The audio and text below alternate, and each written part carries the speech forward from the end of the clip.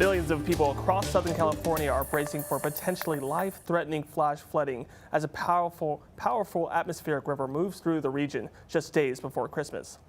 The Los Angeles area is taking the brunt of the storm, and the governor has declared a state of emergency.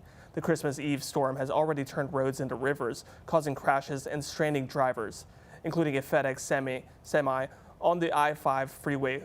Officials across LA County urge people to stay indoors as water levels continue to rise. This year, it's probably the second or third time that I've had to leave evacuation orders for the residents. Sometimes it's the same faces. North of Los Angeles, deputies went door to door in Altadena as forecasters warned the atmospheric river could trigger life-threatening mudslides and debris flows in areas still recovering from wildfire damage. More rain is expected through Christmas Day, with residents relying on sandbags and barriers to protect their homes.